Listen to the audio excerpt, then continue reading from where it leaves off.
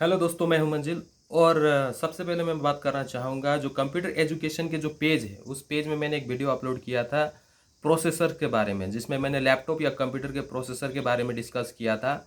और वो video part 1 था और ये वीडियो जो है ये पार्ट 2 है उसी प्रोसेसर्स के बारे में। इस वीडियो में दोस्तों मैं बात करने वाला हूँ प्रोसेसर के बारे में। कंप्यूटर लैपटॉप का प्रोसेसर के बारे में तो मैं बहुत कुछ बता चुका हूँ, लेकिन और भी कुछ जो जानकारी है जैसे थ्रेडिंग के बारे में, वो सारी चीज़ इस वीडियो में क्लियर होने वाली है। और कोर सब के बारे में और आपको इन्फॉर्मेशन देना चाहता हूँ, तो लगे रहिए, बने रहिए मेरे साथ। तो चलिए शुरू करते हैं दोस्तों। सबसे पहले आता है नैनोमीटर के बारे में। नैनोमीटर को समझिए। सबसे पहले जैसे कि डिस्टेंस यानी कि दूरी जो है, जैसे कोलकाता से दिल्ली की दूरी की अगर बात करते हैं तो उसको हम लोग जानते हैं किलोमीटर में मापते हैं। अब दूसरा दूरी जो है दोस्तों, वो जैसे कि एक पेज है, एक पेपर है, उसके पेपर में हम लोग स्केल से कुछ लाइन ड्रॉ करते हैं। उस तो लाइन की ड्रॉ सेंटीमीटर या मिलीमीटर में हम लोग मापते हैं। मतलब लंबाई को ज़रूरत के अनुसार, ज़्यादा या कम के अनुसार हम लोग यूनिट को चेंज करते हैं, सेंटीमीटर, किलोमीटर, डेसीमीटर, ये सब। तो उसी प्रकार से एक मिलीमीटर को जब 1000 भाग करेंगे, 1000 टुकड़ा करते हैं, तो वो माइक्रोमीटर कहलाता है। ठीक है। 1 मिलीमीटर को 1000 भाग करते हैं तो वो 1 माइक्रोमीटर कहलाता है। अब सबसे छोटी जो इकाई जो जैसे जैसे कि उसको मापना तो हो गया। अब माइक्रोमीटर से क्या आता है, जैसे कि सेल्स का जो कोशिका होती है, ह्यूमन बॉडी जो होता है वो सेल्स से बना होता है, कोशिका। तो उसमें जो डायमेंशंस होते हैं न्यूक्लियस वगैरह की, उसको मापने के लिए माइक्रोमीटर यूज किया जाता है। लेकिन बहुत ही ज़्यादा और सूक्ष्म जो होगा, जैसे कि अगर इन कपड़ों के बीच का जो धागा है, उन धागों के बीच का जो डिस्टेंस है, उस डिस्टेंस को मापने के लिए, या फिर बहुत छोटी चीज़ जैसे ट्रांजिस्टर वगैरह हो गया, इनका जो गेट होता है, उनके बीच का डिस्टेंस को मापने के लिए किया जाता है, प्रयोग किया जाता है नैनोमीटर।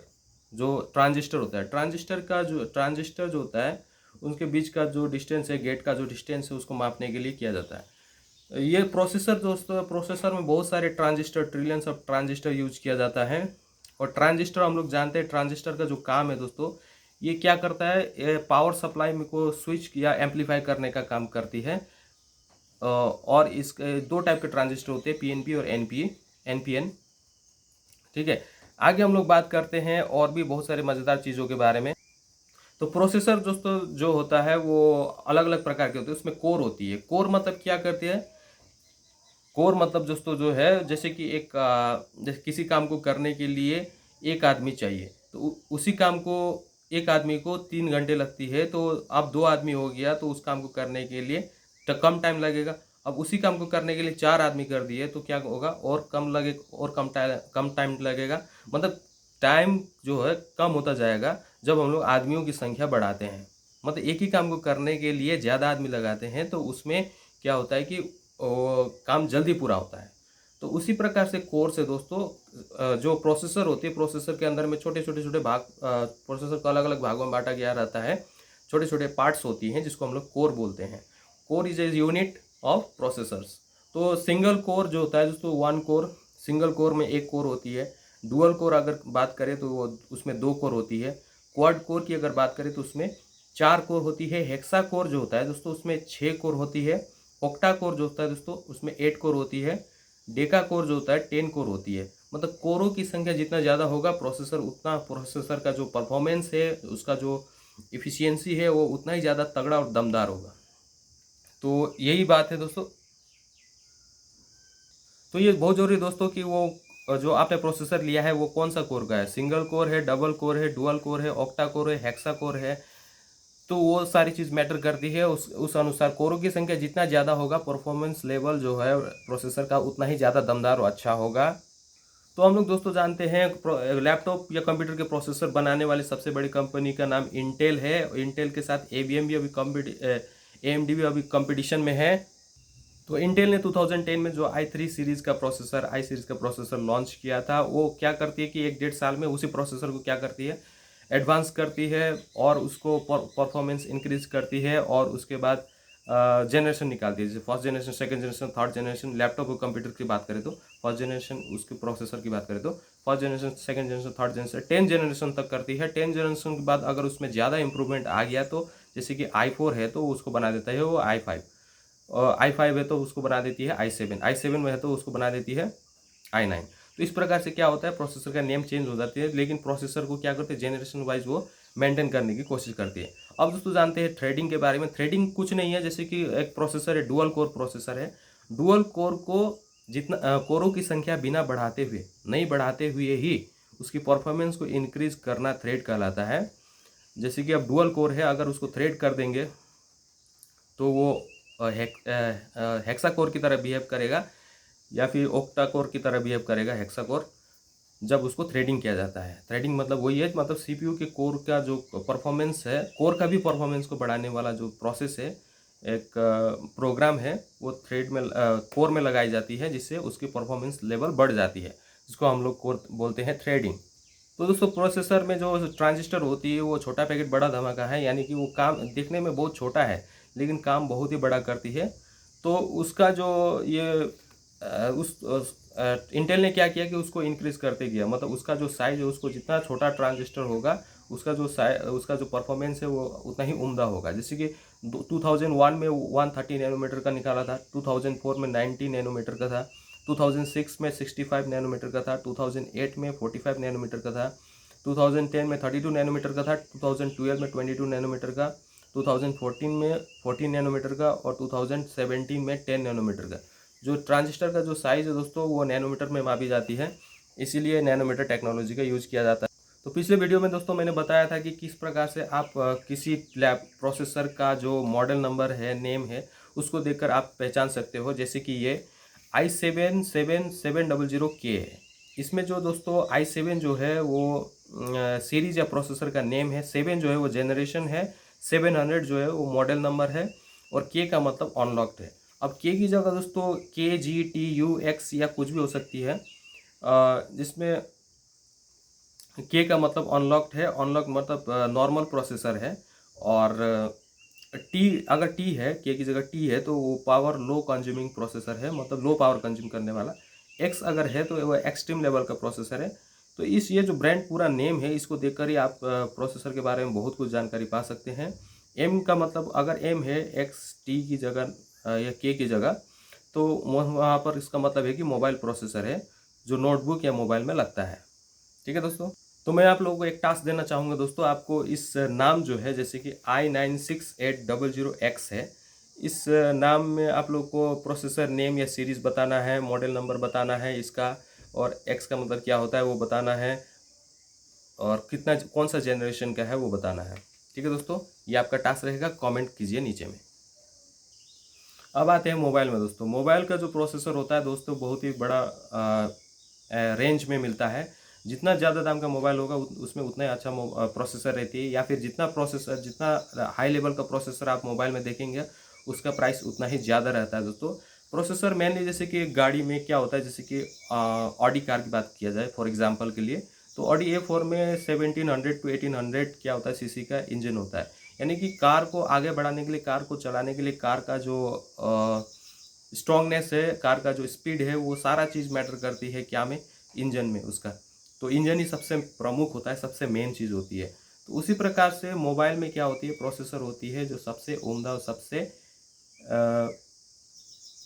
इफ़िशियंट होती है। अगर बात किया जाए, अगर मार्केट में आप जाकर देखेंगे अलग अलग प्रकार के मोबाइल फ़ोन हैं, उसमें आजकल लोग पबजी, व्हाट्सएप, फेसबुक, इंस्टाग्राम, अलग अलग प्रकार के गेम्स, फ्री फायर एक्सेट्रा बहुत ज़्यादा यूज कर रहे हैं। तो उसमें जो दोस्तों प्रोसेसर है, उसका जो अभी जो सबसे उम्दा जो प्रोसेसर आप लोग को देखने को मिलता है मार्केट में ज़्यादातर, वो है क्वालकॉम स्नैपड्रैगन, और दूसरा जो है वो है मीडियाटेक हेलियो। तो ये दो प्रोसेसर जो होता है, स्नैपड्रैगन और मीडियाटेक हेलियो, ये दो प्रोसेसर जो मेनली हम लोग को देखने को मिलता है मार्केट में आजकल जितने भी स्मार्टफोन आ रहे हैं, ठीक है, अलग अलग प्रकार के, उसमें सारा चीज़। इसके अलावा सैमसंग जो होता है दोस्तों, वो अपना अलग प्रोसेसर बनाती है। उसमें सैमसंग ने जो प्रोसेसर को नाम दिया है सैमसंग ने, वो है एक्जीनोस।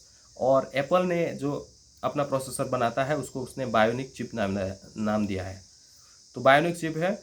और उसके बाद अगर आप दुकान में जाते हैं मोबाइल परचेस करने के लिए, तो मोबाइल में अलग अलग प्रकार के आपको ये चीज़ देखने को मिलेगा प्रोसेसर, जिसमें कभी दुकानदार बोलता है कि इसमें मीडियाटेक हेलियो G25 प्रोसेसर है, मीडियाटेक हेलियो G35 है, मीडियाटेक हेलियो P22 है, मीडियाटेक हेलियो A22 है, G70 है, G80 है, G85 है। इस प्रकार से अलग अलग कन्फ्यूज देती है। फिर अगर स्नैपड्रैगन प्रोसेसर की बात करें तो मोबाइल में, तो उसमें 660 स्नैपड्रैगन 660, 665, 435, 450, 710, 720G, 730, 730G, इस प्रकार से अलग अलग प्रकार से हम लोग को बोलता है। तो हम लिटरली क्या होते हैं, कंफ्यूज हो जाते हैं और सोच नहीं पाते, ये डिसीजन नहीं ले पाते आखिर कौन सा ये प्रोसेसर बेटर है। तो इस वीडियो में आप लोग देखेंगे मोबाइल के सारे प्रोसेसर के बारे में क्लैरिफिकेशन देने वाला हूँ। इसको देने के बाद आप में कुछ भी डाउट नहीं रहेगा और आप आसानी से सारे प्रोसेसर को आइडेंटिफाई और क्लैरिफाई करके एक अच्छा प्रोसेसर अपने यूज के अनुसार एक अच्छा mobile with good processor, efficient processor के साथ आप ले सकते हैं। तो चलिए शुरू करते हैं। तो अभी जो मैंने बताया दोस्तों, G60, G85, 660, 685, ये सारा जो है सीरीज़ का नाम है। जितना ज़्यादा सीरीज़ होगा वो प्रोसेसर उतना ही बढ़िया और उम्दा होगा, ये बात आप समझ लीजिए। क्योंकि प्रोसेसर में सीरीज़ जितना ज़्यादा होगा, प्रोसेसर का परफॉर्मेंस उतना ही अच्छा होगा, बढ़िया होगा, दमदार होगा। तो ये प्रोसेसर बनाने वाली कंपनी है क्वालकॉम, स्नैपड्रैगन और मीडियाटेक हेलियो।